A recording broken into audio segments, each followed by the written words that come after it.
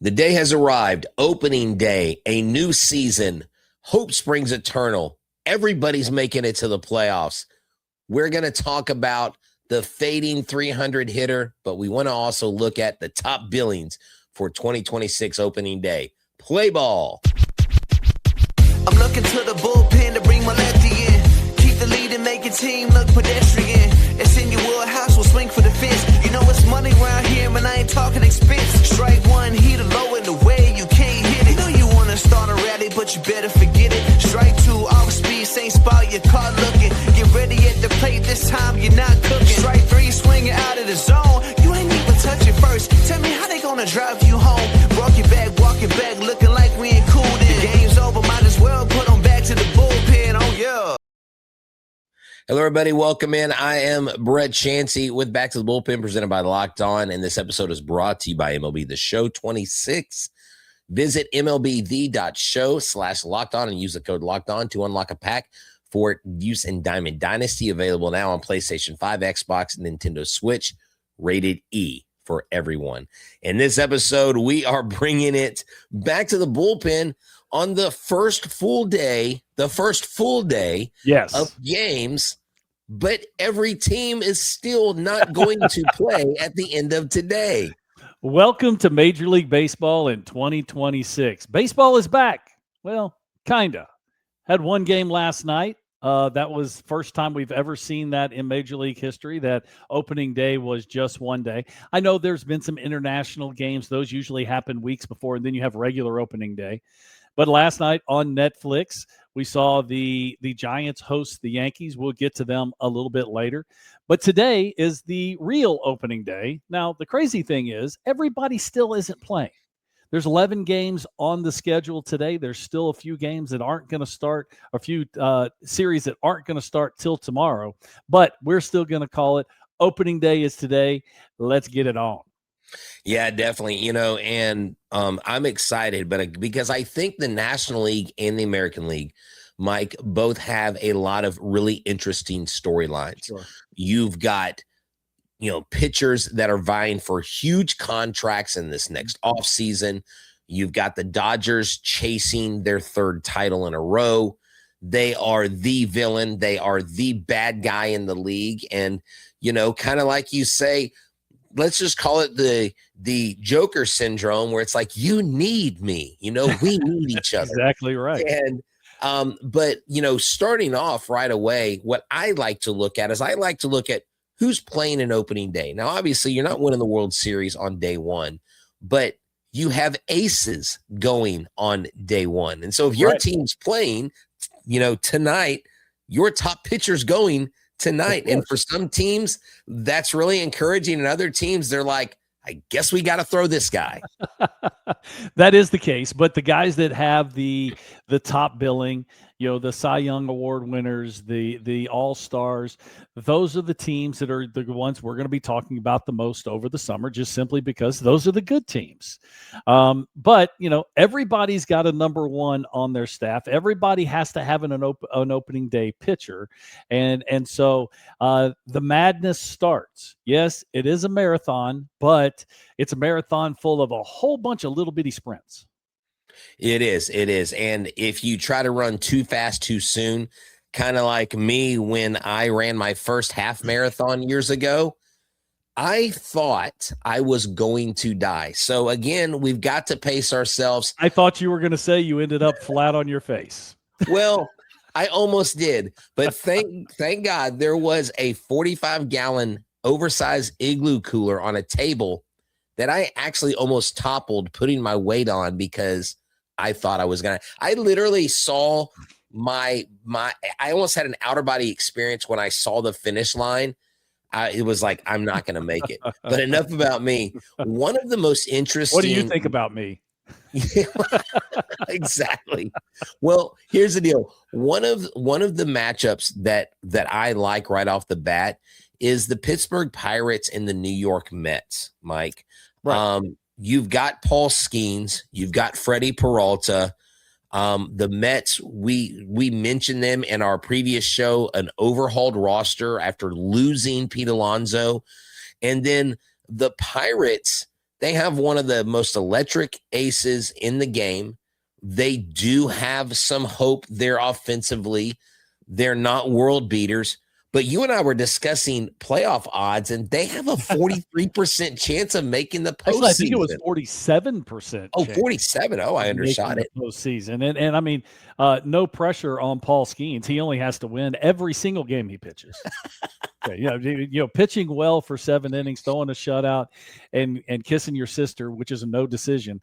That ain't gonna cut it if they're gonna make the playoffs. So we'll have to wait and see. I mean, but you're talking about the reigning National League Cy Young Award winner in Paul Skenes, arguably the best, if not the best, one of the top 2 or 3 best pitchers in all of the sport. And they're going against, he's going against, a lineup with guys like Juan Soto and Francisco Lindor in. So, this is going to be a good series. You got to love it. And it's actually one of the first games, it may be the first game going on, starting at 1:15 East Coast time. That's right. Yes, it is. It is. It looks like it. So shortly after our show airs, so you could be watching. Look, if you can watch the Pirates, let us be your pregame. There you go. You can watch us. Yeah, you can watch us before. You could replay us before every game that you watch. But so we got the Pirates, the Mets. We also got the Rangers and the Phillies. Now, this is an interesting matchup because the Rangers pitching is going to be really good again, starting pitching wise.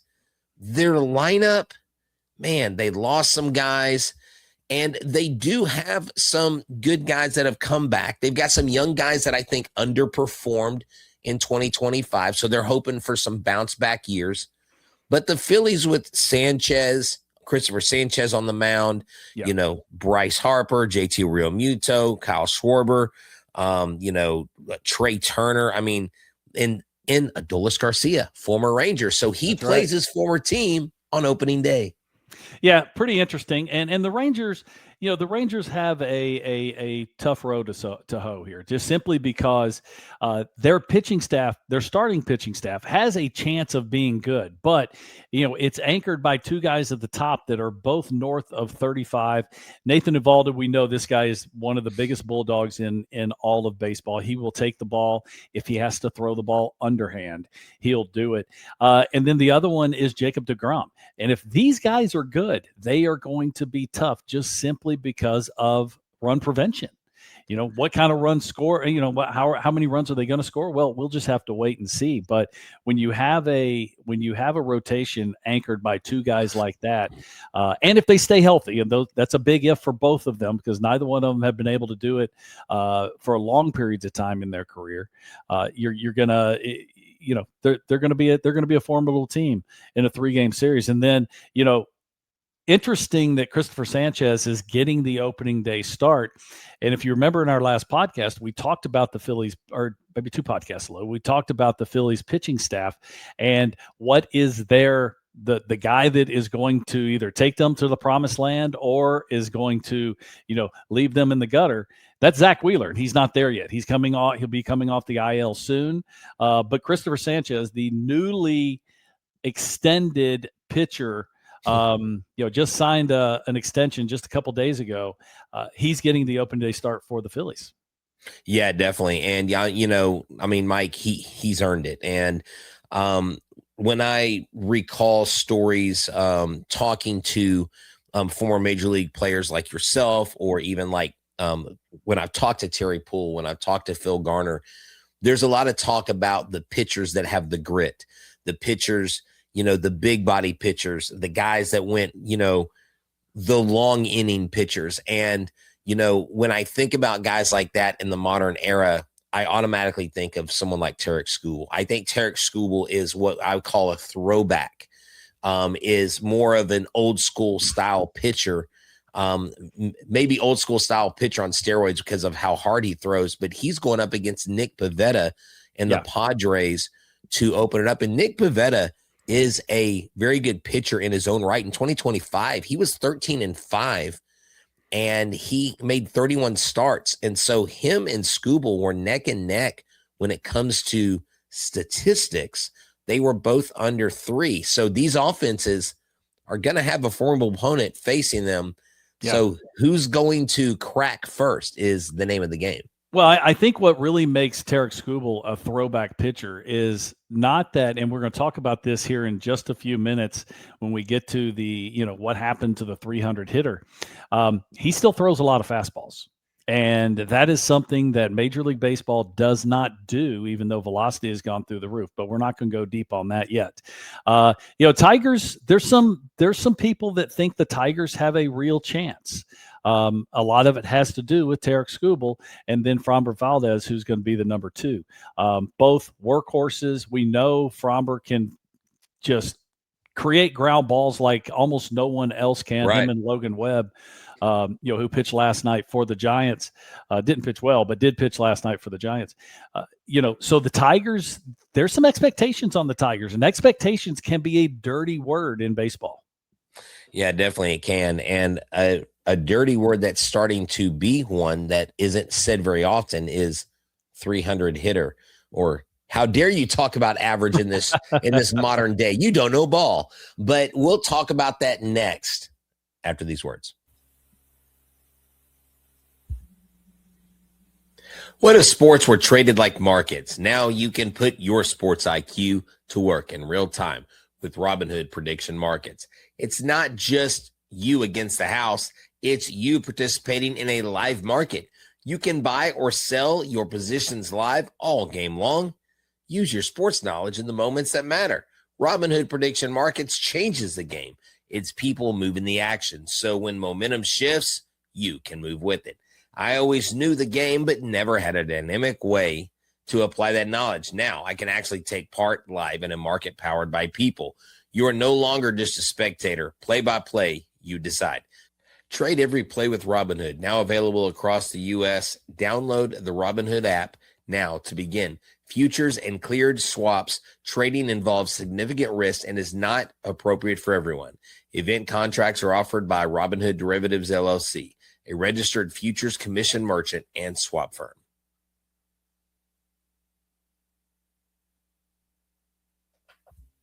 It's tax time, and for a lot of us, well, the old way is it's a lot. Trying to book an appointment that's not the most convenient, sitting in a waiting room with the stack of papers, emailing back and forth and wondering if they really get your situation. But see, this year, you're getting an upgrade. Intuit TurboTax now has in-person locations nationwide. You can meet face-to-face and with a real tax expert, and your documents get uploaded straight to your TurboTax app on the spot. And just like that, you're done. Your TurboTax expert works to get you every dollar you deserve, while you get real-time notifications as you go about your day. It's the relief of walking in and meeting a real person and walking out knowing your taxes are being handled right. Head to turbotax.com/local to find a store near you and book your appointment today. Welcome back to the Bullpen presented by Locked On. So Tyler Kepner of The Athletic had a fascinating article that he put out, and we just had to talk about this. And it's talking about what has happened to the 300 hitter.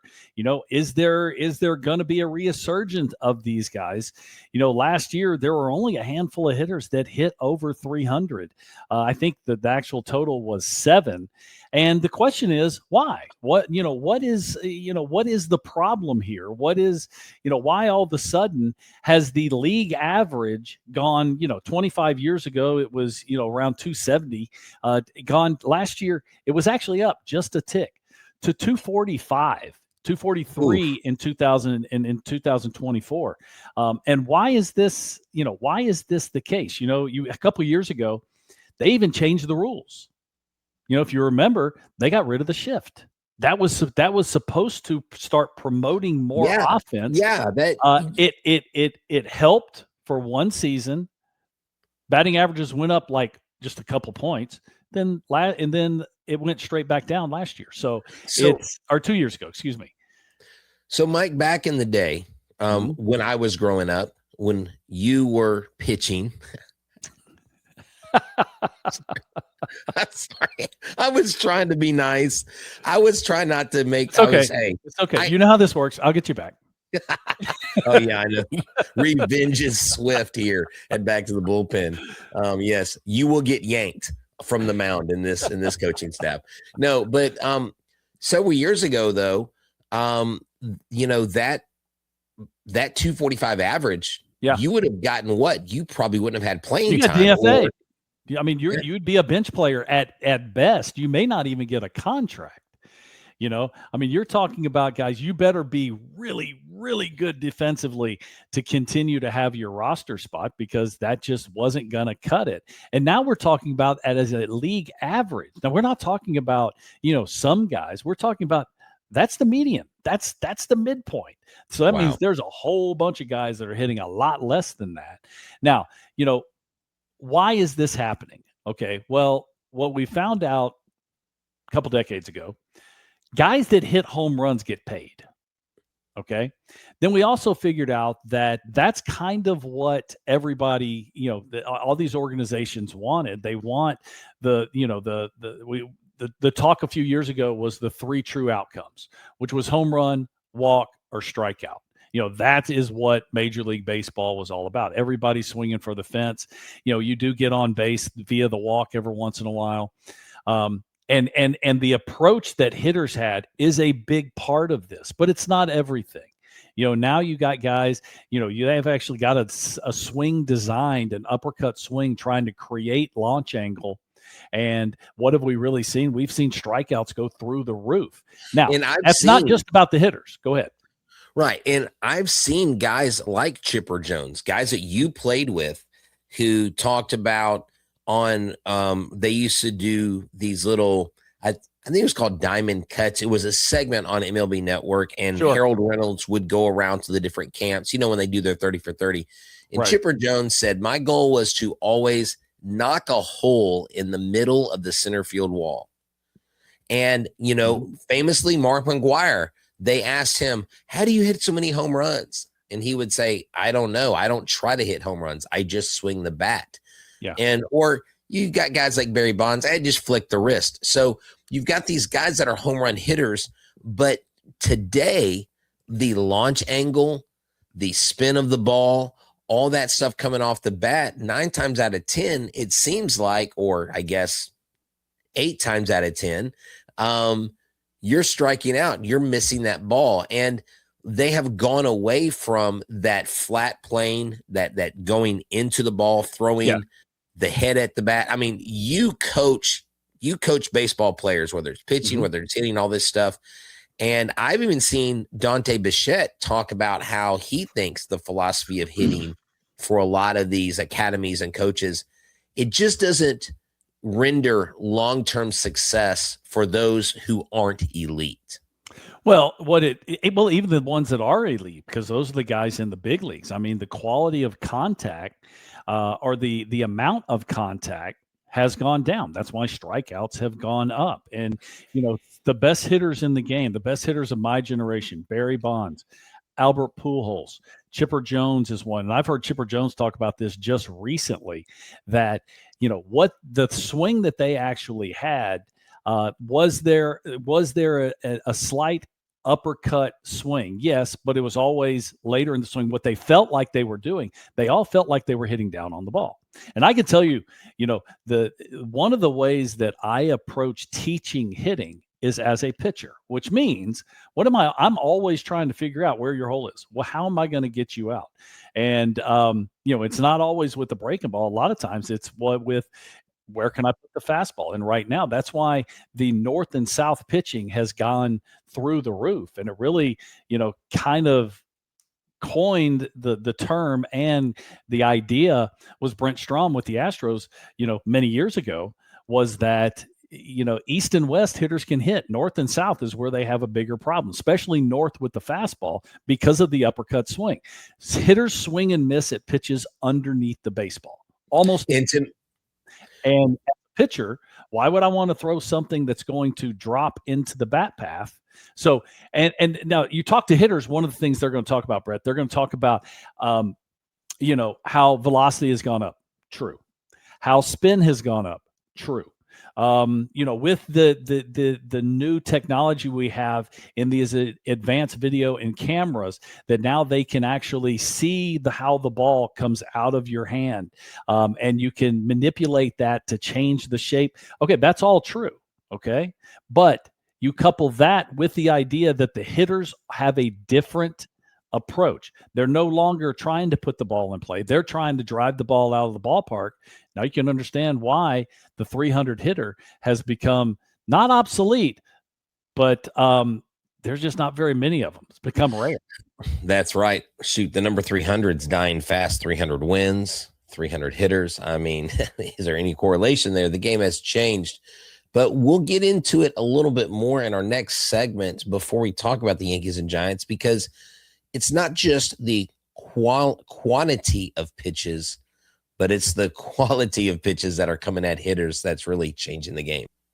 This week's MLB Top 100 Highlight is brought to you by MLB The Show 26, the latest from the beloved video game franchise. Each week, we're highlighting the stars of MLB's Top 100 player list, the elite names that you'll be controlling, building around, and going head-to-head with on MLB The Show.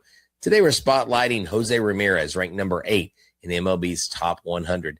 This Cleveland Guardian is a master with the glove and the bat, and you will not go wrong when you center your team around him. The same dominance that shows up in his game shows up on MLB The Show 26 with upgraded ratings, new animations, and improved gameplay feel.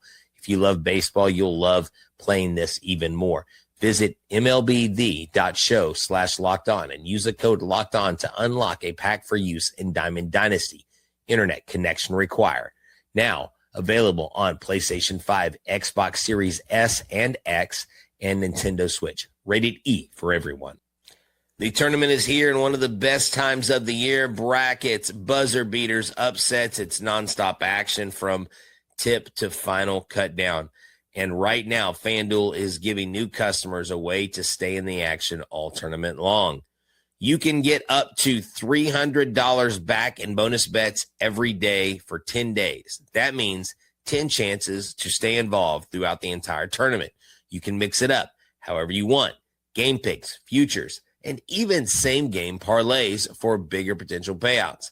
It's perfect for the tournament because every day there's something new. Different matchups, new storylines, and more ways to get involved as the bracket unfolds. So visit FanDuel.com to sign up today. That's FanDuel.com to get in the action.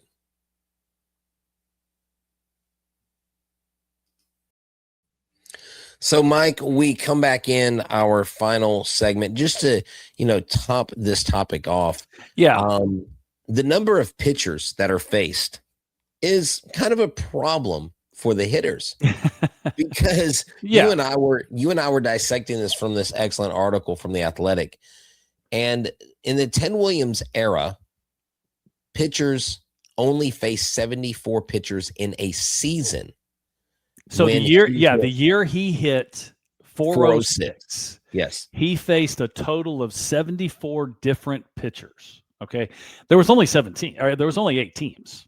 Right. In the league. So now the crazy thing is, now that was that was in 21 years of a career. Okay. So Ted played a long time.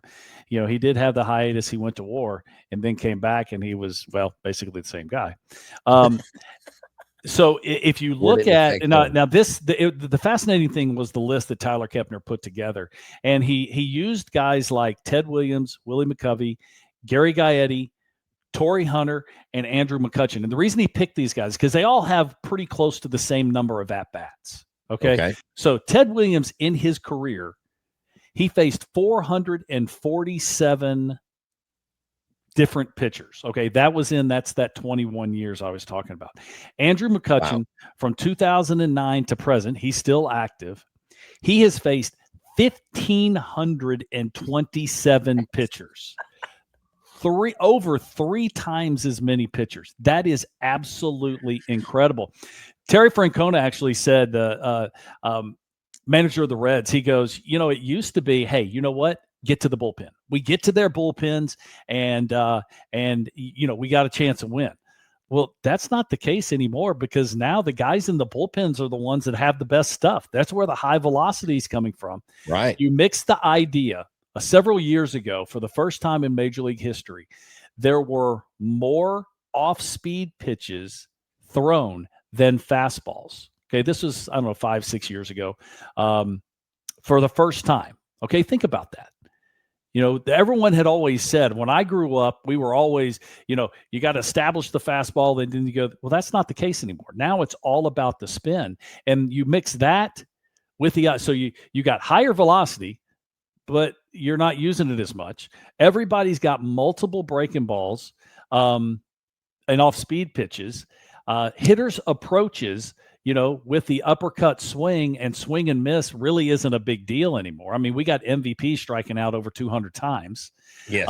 You look at all that, you can understand why it's so difficult to hit 300. Hitters now, it's 47 pitches. Or I'm sorry, it was 74 pitchers that Ted Williams faced when he hit 406, right? Right. Now, hitters are facing over 300 different pitchers. Yeah, it's a season.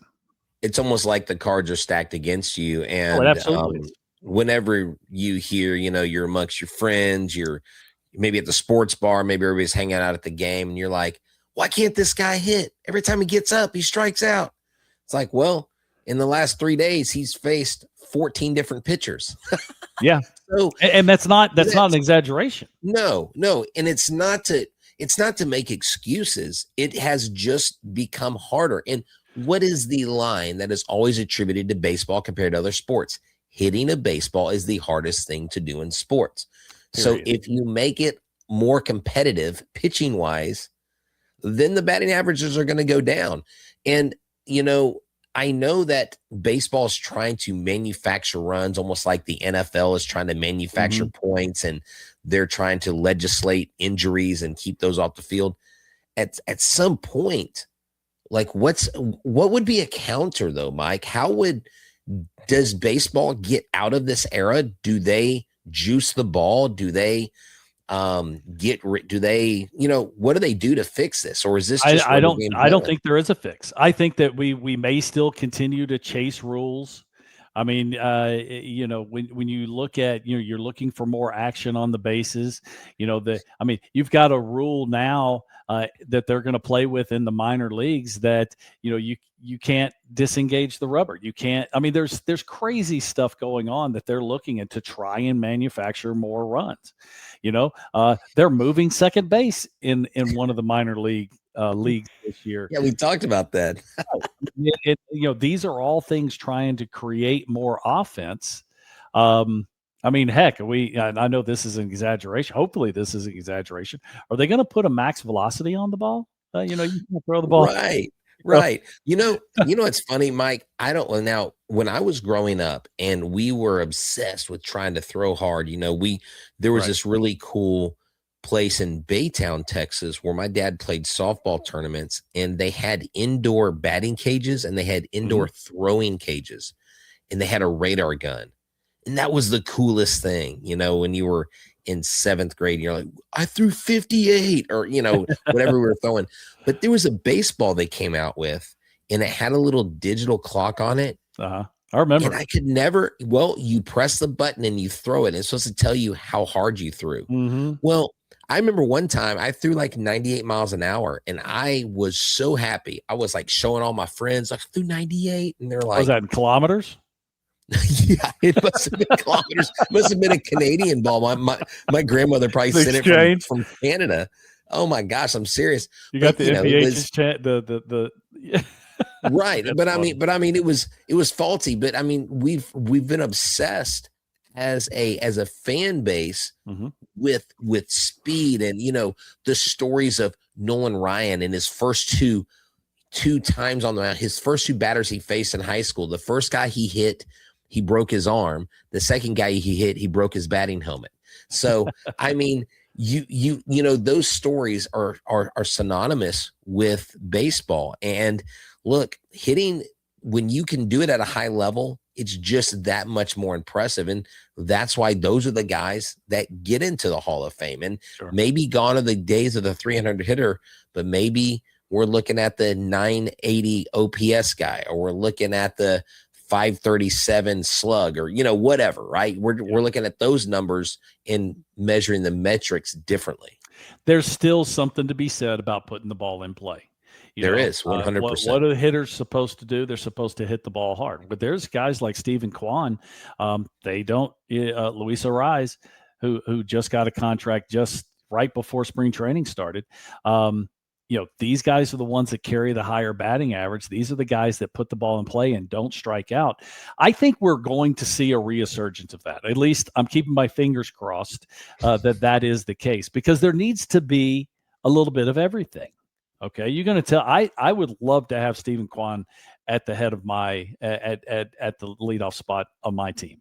I love the way he plays. I love the attitude the pressure he puts on the defense, and I love the fact that the dude just doesn't strike out.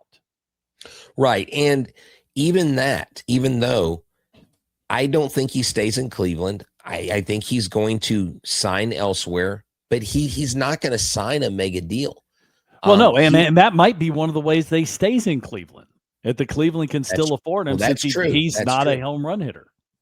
Exactly, he's not. But Mike, this has been a great show, and we are looking forward to a full season of Major League Baseball. Yeah, we do have to touch on this. Yankees destroyed the Giants last night, yes. 7-0. Max Fried was outstanding. Went into the 7th inning. Logan Webb had a tough day. That was only game 1, though. Yeah, that's right. And Aaron Judge didn't hit 8 home runs, but you know what? These games, again, if your team loses on day 1, it's not the end. If your team wins on day 1, it's not saying that they're going to the playoffs. That's right. There's a whole lot of baseball to be played, but we love that because we love playing the long game here at Back to the Bullpen. And throughout the season, we'll pick different games to pick on. We'll talk about performances. We'll talk about top pitchers, top hitters, and But and remember, reach out to us if there's let something us know what you want to talk something about. Yeah. you see cool or something you think we should touch on it. By all means, reach out and tell us what you think. Yeah, definitely want to thank y'all for tuning in to Back to the Bullpen. And make sure that you subscribe to our channel. Make sure you subscribe to Locked On MLB. And tomorrow, we're going to talk about all the games, what happened on opening day, the exciting, the walk-offs, the home runs, the near no-hitters in game 1. Well, maybe not, but we can hope, right? We can dream. But if you never miss an episode, the Everydayer Club is here for you.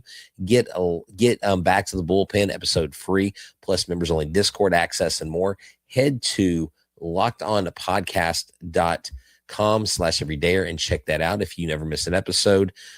You would want to go here and check that out. Also, if you're on video, we send you to the first 24/7 Locked On Podcast Network YouTube channel. And on audio, we ask you to make your second listen Locked On MLB. So for myself, for Mike Stanton, everybody here at Back to the Bullpen, y'all have a good one and play ball. Happy opening day. Adios.